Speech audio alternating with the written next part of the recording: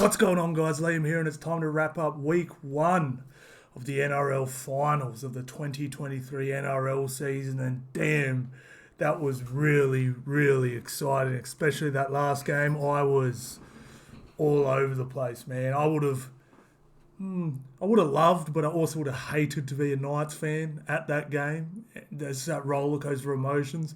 Looked done, looked like they had it in the bag, looked done again. Oh, it's just double overtime, absolutely crazy. But in this video, guys, we'll go over each game. We'll go over the results, go over each game, go into a little bit of detail, go over players, go over some stats, and make some more predictions. Well, sort of possible predictions moving forward. All right, guys, so Broncos beat the Storm 26-0. Panthers beat the Warriors 32-6. Roosters get it done 13-12. And Knights 30-28 and double, well, second part of overtime. Wow, absolutely crazy. So if we have a quick look at here, guys, I'll break it down. So pretty much Penrith come up to here now. They'll go in here. Warriors come up to here. Knights come up to here. Knights are gone. And then obviously the winner of this game here moves, cross over here. Broncos come up here. So Melbourne come up here. Jesus Christ, I'm on fire. Roosters come up here, and Sharkies are gone. Bounced again in the finals. Poor old Sharkies. Oh, so yeah, she's looking good. She's looking good. It's going to be a pretty damn good final series. All right, just shout out to who got these right. So let's have a quick look. So Socks XYZ, one of the only 2 people that predicted all 4 games. I only got 3. So you had Broncos, Penrith, Roosters, Knights, and also here Toast AU Storm. Oh no, you had Storm. You got it wrong. You got it wrong, Toast. Only one of you. Only one person got it right. Wow, that's crazy. So shout out to you, man. You win the round. You're snag of the week. All right, let's go. So just getting on this quickly. Became abundantly clear that Broncos and Penrith are the teams to beat. They really separated themselves ahead of the pack, I believe. And, I think from 3rd to about 10th was pretty, they were all very, very good rugby league teams. And it's clear that Broncos and Penrith are the 2 teams to beat here. And just a quick early prediction, I honestly think they're going to be the only 2 teams with enough energy to win the comp, let alone, being good enough to win. A lot of these teams have really fought their asses off just to get where they are, and now they've got to go play extra games, more injuries, more. We just saw Newcastle. I mean, how much energy did that zap? And then they've got to go again and play next week, and then go to play another semi-final again. Man, I'm really, really smelling Broncos, Penrith.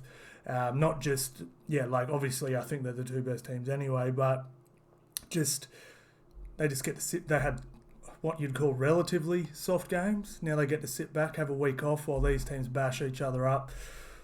It's going to be tough, man. It's looking very, very likely we're going to have Penrith Broncos grand final here, guys. But it's been a crazy season. You never know. You never know.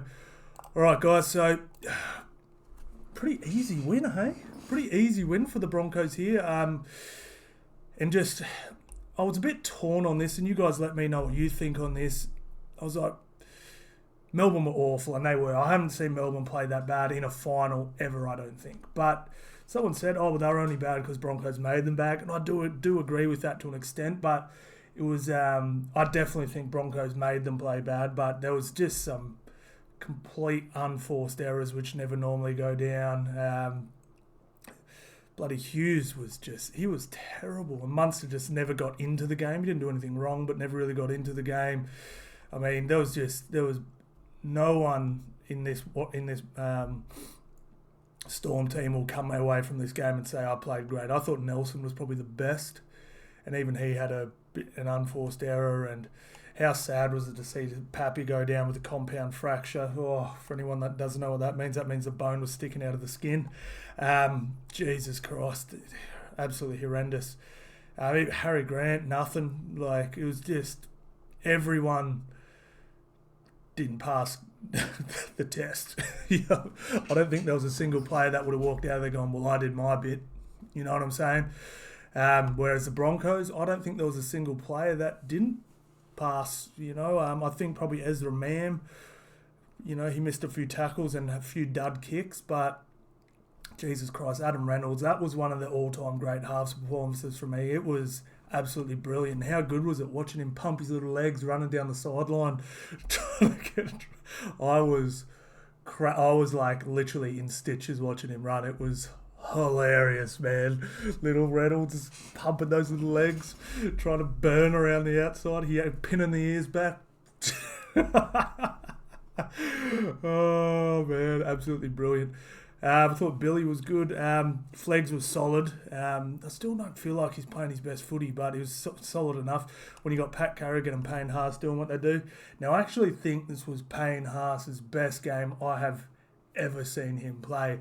And if you've been following me a minute, you'll probably know I have been critical of him at times, not because I don't like him or not because I don't think he's awesome. I wanted to see him play like this because I know he's capable of this. Like, for example, actually, I think a little bit of the way he had been playing was actually Kevy Walters' fault. Playing him for way too many minutes. Just because a player can play for 70, 80 minutes, a prop, doesn't mean they have to. 54 minutes, that is the perfect sweet spot for a prop. That's all you need because you're going to get 50 minutes of intensity rather than, like, I don't care what anyone says, and if you're playing for longer than 55 minutes in the middle, there's going to be a period where you're passive. I'm not saying you're playing bad, but you're passive, and it's just the way it is. It's a fatiguing game. It's intense, and you can't play it at a highly intense level in the middle for 80 minutes. It just can't be done. So look at this, 54 minutes, and look what you still got out of him. He still got 180 metres, 77 post contact and a line break assist. He offloaded well. And this is the other thing he did as well. I don't know. Everyone's like, I hate when the commentators say they're like, they can't bring him down. They can't bring him down, bro. And he did it this time. Hit the line, get to your front, and play the ball quickly. Like if you're standing there, like you get boom, they get held up. You stand there. It's a slower play the ball, and the ball's wrapped up. Payne isn't going to offload. So the line gets back and gets set. So your next hit up's going to be harder. So actually, he was hitting the line, hitting his front, getting up and playing the ball quickly. Absolutely brilliant. Like I said, one of the best performances I've ever seen from him, if not the best, because it was in a big game as well. Payne has had a little bit of a habit of his numbers are down substantially. So technically, these numbers are about on his average, but he played for less minutes. Absolutely brilliant. That means you got more intensity out of him. Adam Reynolds, I thought he was absolutely enormous. What was his running meters? Surely you could have got a few. 77 running meters. Come on, man. His break was 60 meters. 60 meters. Yeah, 2 line break assists and 2 try assists, and nearly got himself a try as well. Absolutely enormous. Reece Walsh, line break assist, try assist, 8 tackle breaks, man.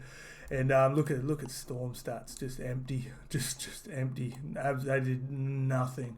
A line break assist from Jerome Hughes. They were so damn bad. And if we have a look at the team stats here, I mean, look at that. That's not going to get it done. 67% completion rate. It's just they just got beaten all over the park, except for here. I did feel like they won the wrestle a little bit in the ruck.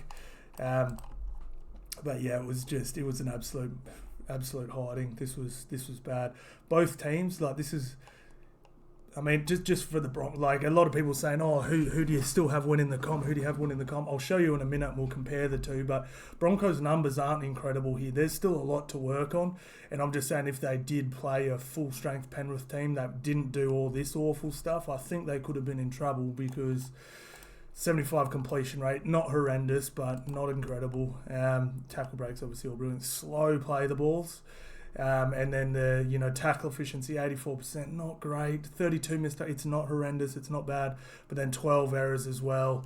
Not ridiculous. That's why I actually put a poll up and said, who did you think was better, Broncos or Penrith? And we'll get to Penrith stats in a minute. And I was like, Penrith for sure. And everyone sort of said Broncos because they kept Storm to 0.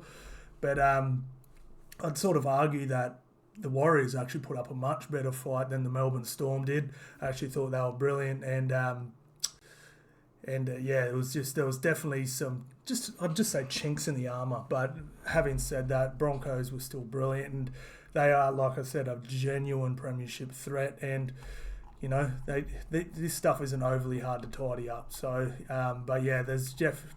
And this is the thing too. Sometimes these numbers you can get a little sloppy when you're up by like more than 18 points or something like that. So, but yeah, Broncos for real, man. They're for real. It took, yeah, ever since that Origin period, they've just got better and better. It's been absolutely brilliant. And like I said, Adam Reynolds put on an absolute clinic. And then we come to the Penrith Warriors game, and like I said, I thought Adam Reynolds. I thought his game was like one of the all-time great performances from a half in a finals. And then Nathan Cleary's just like, yeah, hold my beer, watch this. His stats were absurd in this game, man. Like, we'll get back to all the other stuff soon, but he scored 16 points, perfect with the boot and a penalty goal. He ran for 194 metres. 2 line breaks, 2 line break assists, a try assist, 5 tackle breaks from your halfback. That is insane, man. That is, and he just looks so. I'm not dissing Adam Reynolds here, but it was just crazy when Nathan Cleary went off the field and he had the ball palmed in one hand, and he's honestly, man, we could be looking at one of the greatest players of all time right before our eyes. And the reason why people always give him like, he hasn't done this, or bro, he's 25. He's still 3 years away from his absolute prime. Like most halves, 99% of halves play their best footy 28 to 35, and he's 25. Like, he's just downloading data right now. It's scary. This kid could have just about every record on his name. Hold the record for so many things before he's 30. It's absolutely ridiculous. But yeah, it's another brilliant performance from the Penrith Panthers. Dylan Edwards is enormous. Taruva was brilliant. Crichton was good on defence. Garner was pretty solid. Tortor was just Tortor. I thought Cogger had a pretty solid game. Moses was going at AFB. That was cool. Mitch Kenny's defence, absolutely brilliant. Fisher Harris was, best forward on the park, in my opinion. Sorensen shorted it all up. And then Liam Martin's probably the second best. Isaiah Yeo, it was just absolutely enormous. And the bench came on and made some really nice impact as well. That's why I really like the Panthers. Most teams use their bench to plug holes, to give their starters a break. Penrith's bench is used to impact the game, and I think they're the only team that does that properly. Like, their bench makes a genuine impact on the game. Obviously, Sonny Luke would normally be here, but he swings the way the game's played. It's just absolutely brilliant. Now, the Warriors, for me, like, they got touched up, but I want to give them a rap. They came to play. They played hard. They won a lot of contact. I mean, someone knocked. Who was it?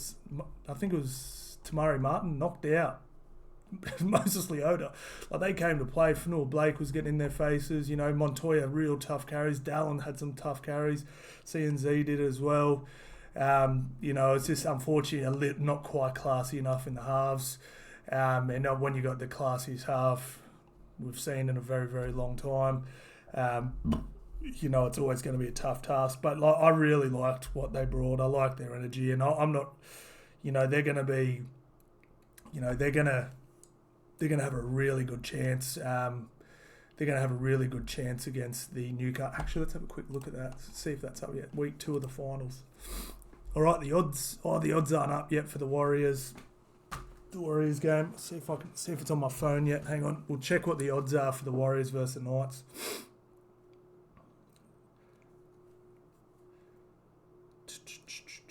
Sorry, guys. Let's find him. Yeah, Warriors are favourites. There you go. So I thought that. I thought Warriors would be favourites. Or, mate, I didn't. $1.50 to $2.50. So Warriors pretty firm favourites there.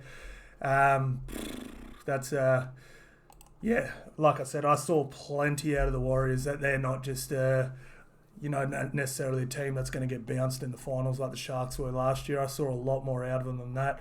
This is the thing. I remember Sharks actually said this when they played. Panthers beat them 28-0. And they were like, yeah, I thought we played great. It just, sometimes Penrith will do this to a good team.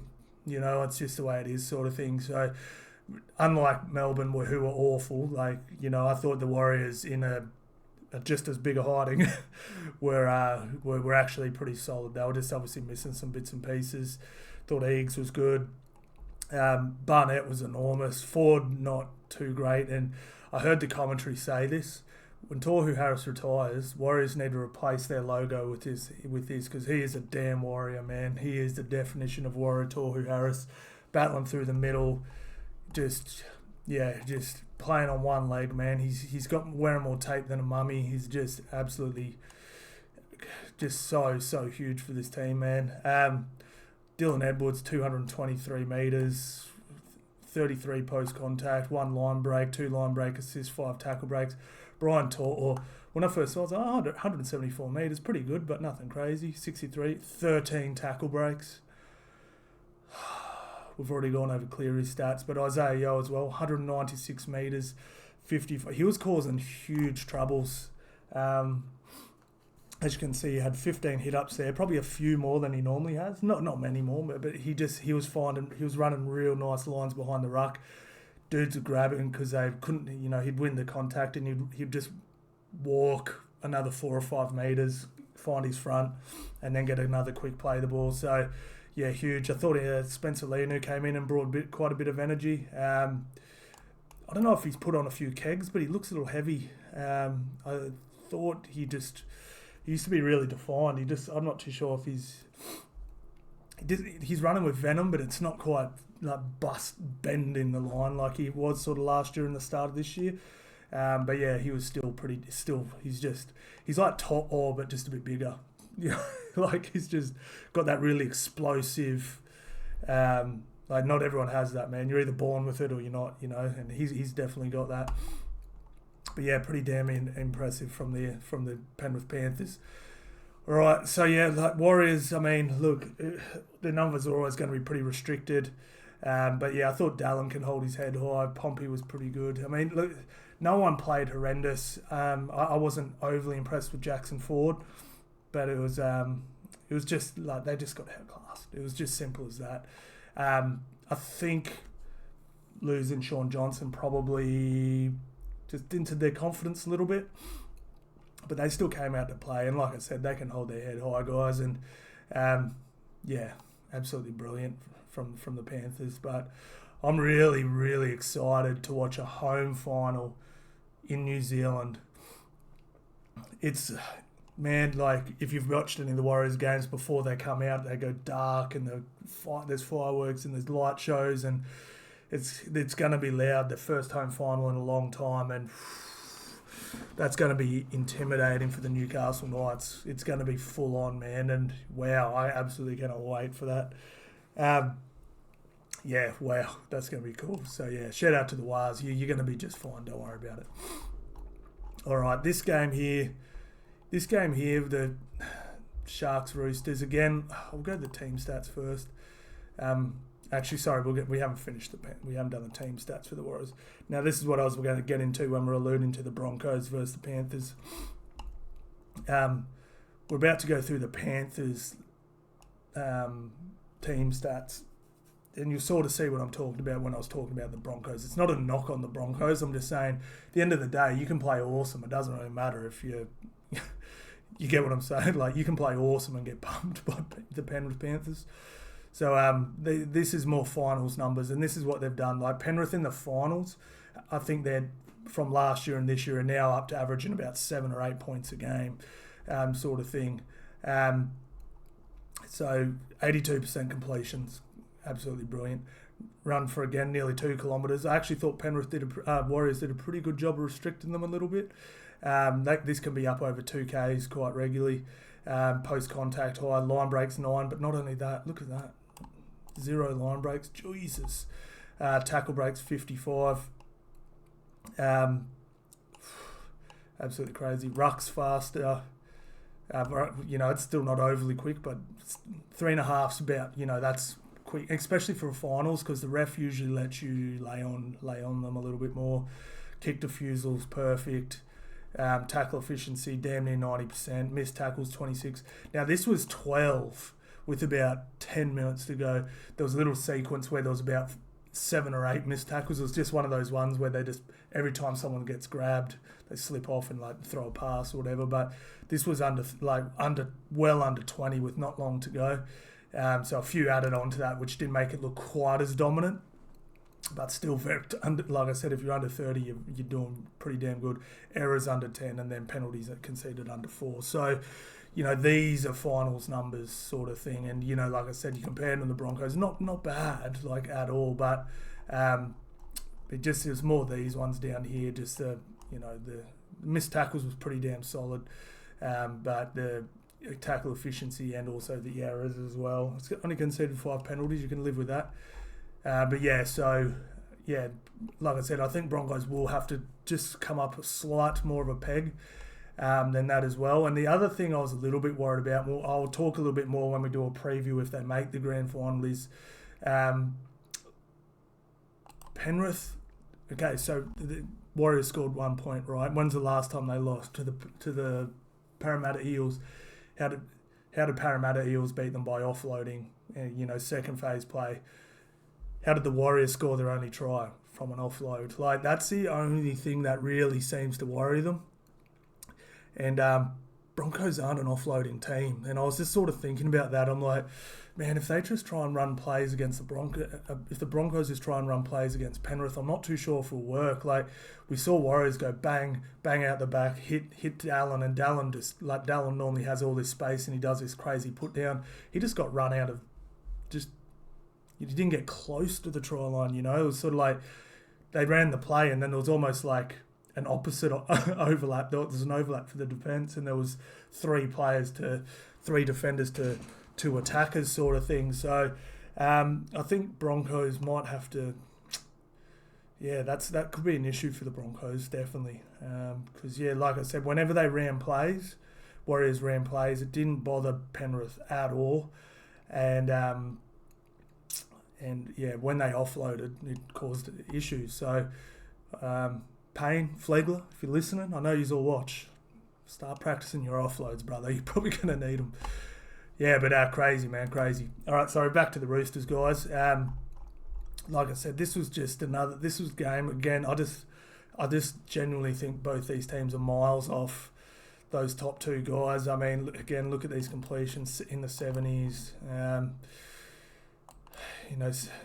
Kick meters aren't bad, but it was just, I don't know, I just felt like I was watching a lower standard of league. It wasn't bad at all, but it's actually pretty, actually, to be fair, Roosters' goal line defence was enormous and really, really good, missed tackle rates quite high. That were massive for the Sharkies, and for a winning team, 38, it's getting up there. Errors 15 to 12, just awful. I was very, very aware. Wasn't watching 2 top 4 teams play. It was pretty damn exciting game to watch though. And unfortunately, man, like in the win, Joey Manu goes down. But I want to give Tedesco a shout out. His effort, man, like how crazy are the 2 charge downs were from James Tedesco and Cleary. I dare say they're the 2 oldest blokes on the park, and they're the ones shooting out doing the charge downs. Absolutely huge, man. Absolutely huge. Lindsay Collins was good. Brandon Smith was really good as well. Sam Walker was brilliant. Tyrell May, I watched him play for the first time. Was it maybe last year or the year before? And I was like, damn, he looks good. I think he came through the Penrith system, which would explain a lot. I thought Sua Wong was really damn good. And Victor Radley, probably his best game all year. He was absolutely huge. Now, Suaalii went down with a head knock. It's actually a delayed concussion. Sorry, guys. Actually a delayed concussion. So... not too sure if that's going to be a Category 1 or how that's going to be going. Joey Manu did his hamstring, 10 minutes in the first half, and he still put up pretty good numbers. 126 metres, 29 post-contact, 4 tackle breaks, line break assists and a try. not bad for 50 minutes of footy, Joey. Jesus Christ. But yeah, he's done. It was actually a little bit earlier than that because he played on for about 3 or 4 minutes with a torn hamstring, which is pretty damn impressive in itself. But yeah, it was a pretty gutsy win from the Roosters, and this is the one game we got wrong. And yeah, it was pretty sloppy, but it was pretty entertaining as well. So yeah, shout out to Sam Walker for slotting that field goal. And yeah, we'll have to wait and see. But what are the odds for that one? For that game next week? Storm Roosters, $1.35. Yeah, that's probably about right. Like I said, Storm usually play pretty damn good. Like Storm have played awful this year at times, but they usually bounce back pretty hard. So yeah, this could be messy for the Roosters, but we'll have to wait and see. And then how would that go?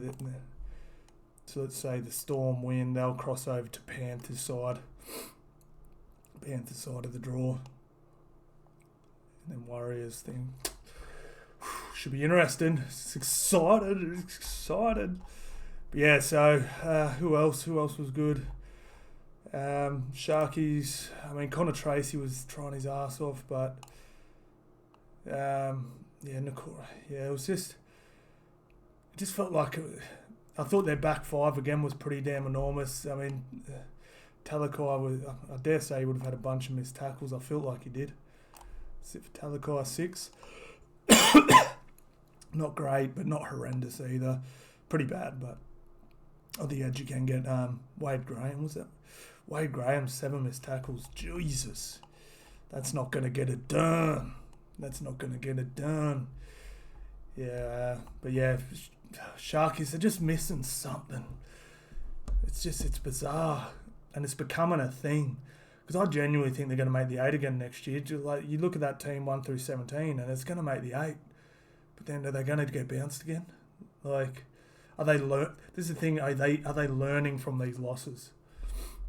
You know, are they learning from these losses? Okay, I take that back. Talakai only made 8 tackles and he missed 6. That's horrendous. Wow, that's horrendous. Wow. Okay. All right, on to the Knights Raiders. This game was nuts. Like, man, I really enjoyed this as someone that's completely neutral. Just was like, let's just watch a game of league. Beautiful. I felt like a summer's day down in Newcastle. Full house, dry track, just daytime. Like, it was just like, man, I was like, it's going to be overs. We put overs for this one. And obviously hit quite comfortably. And yeah, it was just crazy. It was like, Knights got on top real early. Yeah, Greg Margie, bang, try. And I'm like, oh, Knights going to slaughter them. But it started quite intense. Like, I thought Raiders' line speed was good. Their contact was good on offense and defense. I was sitting there going, man, the Raiders have come to play. But then Knights scored a quick early try. And I'm like, oh, doesn't matter. It's just going to get ripped apart again. And then Raiders just fully just arm wrestled it back, got on top. And then all of a sudden we're going, Jesus Christ. Like, I'd put a video up and everyone was like, ha, Knights are gone. I did it at half time and everyone's like sucked in. You know, I knew we were going to win this game and all this sort of stuff at half time. And, you know, what was it? Yeah, 16-6 at half time and Hastings is out. You know, it's not looking good. Like, it was just, nothing was clicking. There was errors. It looked horrible. And then they just went bang, bang, bang. And all of a sudden we're sitting there going sort of, you know, like... And I was sitting there because I had a multi. I had stuff down as individuals, but I had Knights by six or more overs and Knights to win, and Marju and Dom Young for 2 or more tries. So I'm sitting there going, oh, yeah, baby. Like, we're in. We hit all 3. We're going to have a big chunky payout.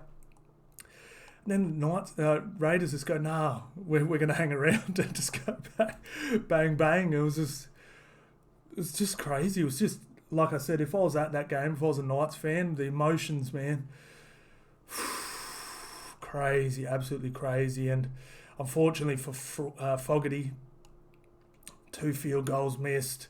I mean, this is sometimes why they go why Moses and Cleary and these guys get paid the big bucks, but it's for these. This is sometimes the difference between those elite halfbacks and your your mid to lower tier ones. It's not like every week you're like, wow, like Mitchell Moses is just shredding you apart, but when you all that little stuff, that timing, like there's been in those big moments, like Jonathan Thurston was one of the best at it. Like, 9 times out of 10 he's going to pick the right thing or just get the timing right on his field goals. And sometimes it is being in that big moment, like how fast the line's going to shoot up at you because you've done it 5 times already. Whereas I don't think Fogarty would have ever been in a final where he's got 10 players shooting out the line as quick as they possibly can to charge down. You can't really simulate that, you know what I'm saying? So, it was obviously, 2 charge downs, and that one off the scrum, like, he should have, like, there was enough time to catch and fire a field goal. Took way too long, and then he kicked the ball out in the full, unfortunately. So, but like I said, Raiders fans, you can 100%, be happy with this season, in my opinion. I don't think this effort showed that you weren't just making up numbers in the finals. You pushed one of the hottest teams in the NRL, who are now on 10-game winning streak, sort of thing. Like, they showed up to play. And then obviously the big moment too was when Jackie Whiten bit Tyson Gamble. That didn't look great, man. And South Sydney Rabbitohs fans, you might not have Jackie Whiten for the first 6 to 10 rounds because that looked bad, man. It's one of those ones, like, I think he must, because you got a mouth guard in. So if, you've got to bite with some force for it to leave a mark, man. Like, it's because only your bottom teeth are exposed. But what he said, he was like, I couldn't breathe. What was I supposed to do? Like, that's not good. Like, you know what I'm saying? Like, that's not good that he said that. That's sort of like when someone speaks to the cops without a lawyer present, it's just like you go on the judiciary. Oh, well, you pretty much admitted it on the field, bro.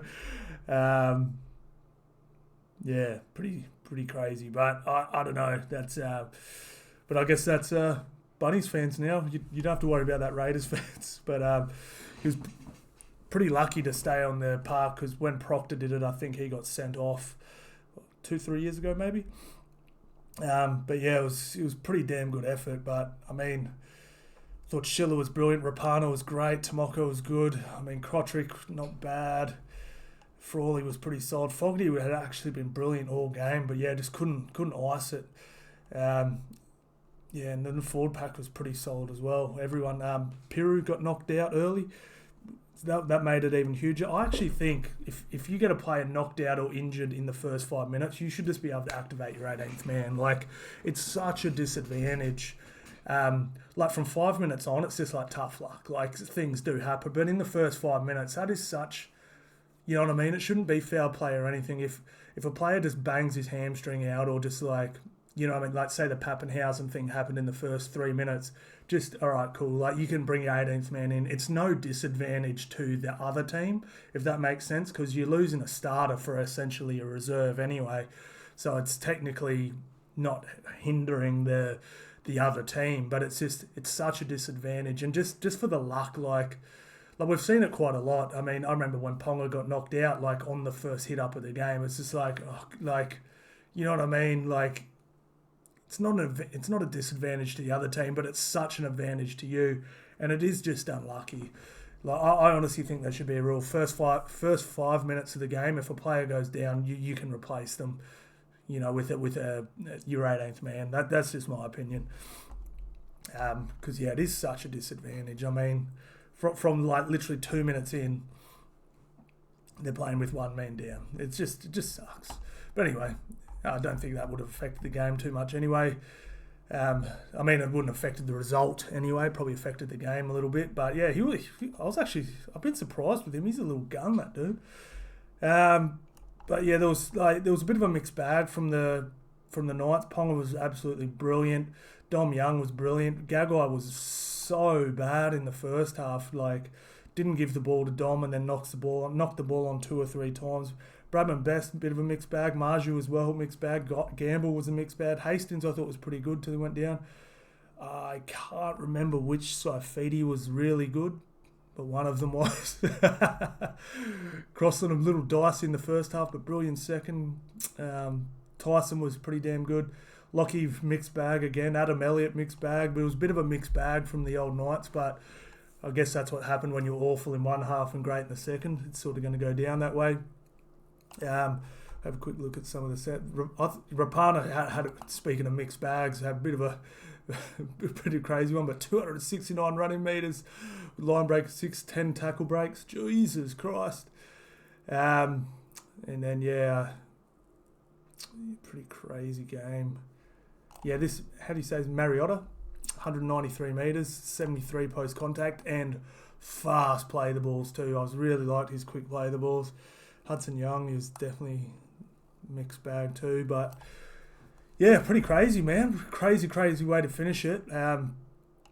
Knights, Callum Ponga, 5 tackle breaks, try assist, line break assist, line break, 127 metres. And what he kicked, 4 from 5 conversions. Not bad at all. And that's it. That's all wrapped up, guys. Now, like I said, so looking at next week's games. Oh no, sorry, we haven't quite finished yet. We'll have a quick look at. Actually, haven't looked at these yet. Yeah, Knights definitely need to be better here. The Warriors will do them if they complete like this. I can tell you that. And great effort from the Raiders. This has been a massive issue. They corrected it. Great. Look at them there, running for tons of metres, heaps of post contact, more line breaks, longer set distance. Won the ruck. Wow, pretty damn impressive. Tackle efficiency, great. So yeah, Raiders, you go out with your head held high here. Absolutely brilliant. Only less than 10 errors, less than five penalties conceded. Yeah, so good on the old Raiders, man. You had a real good crack and proved a lot of people wrong this year, and I think there's a bit to build on for next as well. All right, so next week, guys, we have Storm versus Roosters on Friday night. And then, what am I going to do on a Sunday with no games on? Seriously. What the hell am I going to do in a day? Crazy. But yeah, this should be good. I cannot wait for both these games, actually. Especially this one. Damn, I cannot wait for the intro. Oh, it's going to be so damn good. So I'll do my normal video too, guys, on Tuesday. And drop that, previewing these 2 games. Try and go in a little bit more detail because we've only got 2. But yeah, so damn exciting. And obviously I'll go over all the injuries as well because there was a lot. There's obviously quite a few injuries come out of the final. Always can be a lot more injuries in finals, a lot more intensity being in every tackle. More things are likely to happen, sort of thing. So yeah, hopefully it doesn't play an issue, and wishing all the players all the health in the world because all I want to see, I don't care who wins or loses, just want to see the best players on the park at all times, man. For real. That's what we pay to see. Pay to see superstars. And that's it, guys. Like I said, Tuesday we'll bring that on. Make sure you're following and subbed on here as well, and I'll probably go live before these games too because there's nothing better than knockout. There's nothing more than the build up to knockout games. Like I said in the first 2 games, I don't know. They just don't quite have that same. We could not load draw. The first 2 games, they didn't quite have that. They're intense as hell, but they didn't quite have the same intensity as the other 2 because it's knockout. Like loser goes home. So they've always got a little more intensity about them, but. Yeah, so from now on, it's all knockouts, man. So we're on to the good stuff. All right, guys, thank you all so much for watching, guys, and I'll see you on the next one.